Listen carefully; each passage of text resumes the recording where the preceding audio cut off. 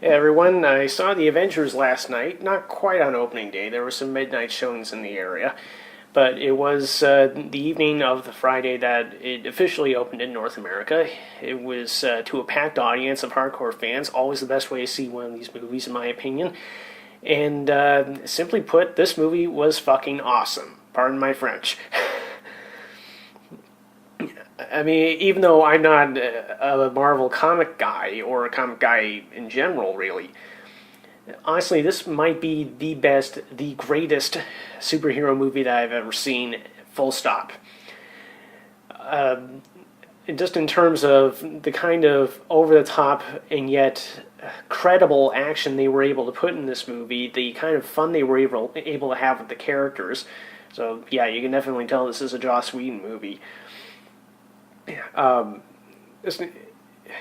it just feels like maybe the most authentic representation of what one of these old school comic books, superhero comics, would be if it were turned into a movie.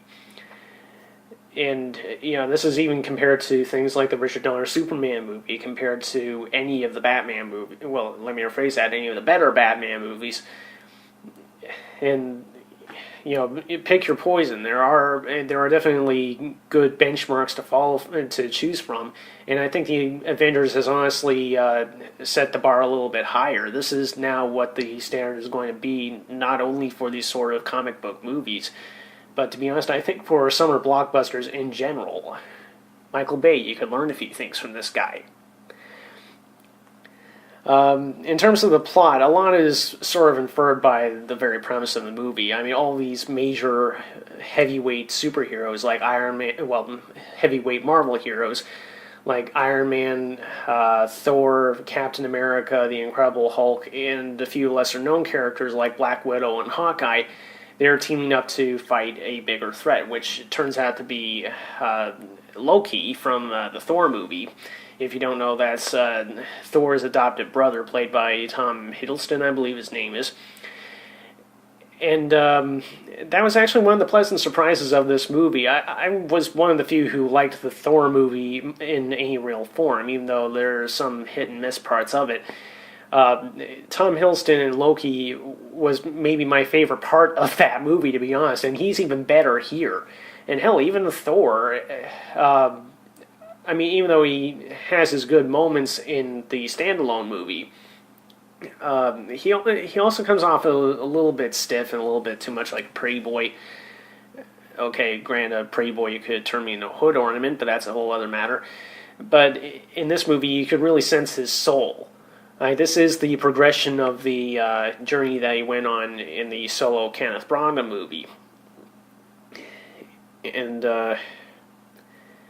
I think here. Another pleasant surprise was the Incredible Hulk himself. To be honest, that is a character that has never really done anything for me before, just because, let's face it, the super-powered version of him, in other words, the giant green monster, is basically a lumbering beast. There isn't a heck of a lot to him.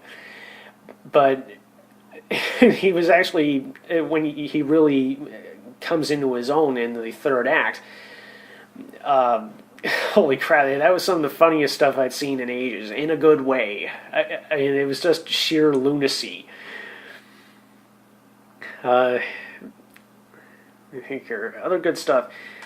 I thought that they balanced the ensemble part of it very well. I mean, as the X-Men movies have shown, there is a danger in these sort of multi-hero films for you to have all these great characters to work with, but by the nature of cinema, you can only focus on one or two of them.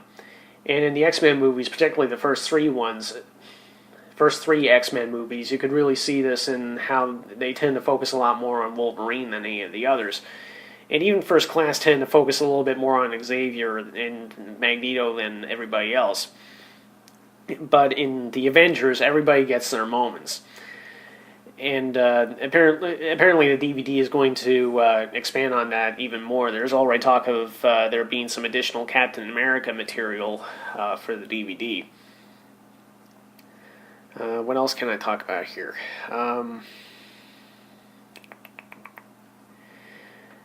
Oh, and probably the only word of caution that I can give to this is that there are some bits where it comes in handy to have some prior exposure to this. I mean, it goes without saying that you're probably going to want to see some of the previous Marvel Studio movies, like the Iron Man movies, the Incredible Hulk with Edward Norton and Thor and especially Captain America, to at least understand where the heroes come from and some of the MacGuffins.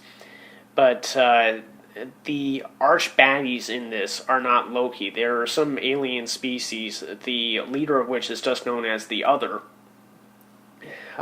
who's so obscure that he doesn't even have a Wikipedia entry. That should tell you something. But these guys come from a whole other plane of tone and mythology than the previous Marvel characters. Up to this point, the most exotic thing that we've had to see in any of these pictures was the Asgardians and Thor. And, well, they're not indefinable aliens. So, fortunately, the movie sort of warns you about that out of the gate. And the Other and his realm are the first things that we see in this movie.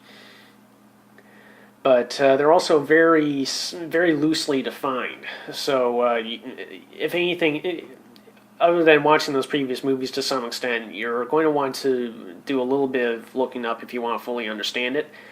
Though, to be fair, playing devil's advocate on this, as I have said many times over, I am not a Marvel comic buff at all. Clearly, I did not know about this part of the movie beforehand. And I still understood everything that I needed to know. In simple terms, do not mess around with these guys. I've already used one unnecessary F-bomb in this video. I shouldn't push my luck. So anyway, if you're a fan of superhero movies, Indiana Jones type movies, certainly Michael Bay, Jerry Bruckheimer movies, I'm not sure what else to really compare it to. Well, except for the obvious, other Joss Whedon works like Firefly, Buffy, Angel, etc. I mean, if you like over-the-top but somewhat grounded action spectacles that will give you a huge thrill ride, this is definitely the movie to see this year. I mean, if you can see multiple summer movies this year, stick around for Prometheus and The Dark Knight Rises, but if you can only see one, make it the Avengers. I am not kidding. Even though I'm a diehard Alien and Batman fan, I have to go where I have to give credit where it's due. The Avengers really knocks it out of the park. See it. Enough said. Can we cut now?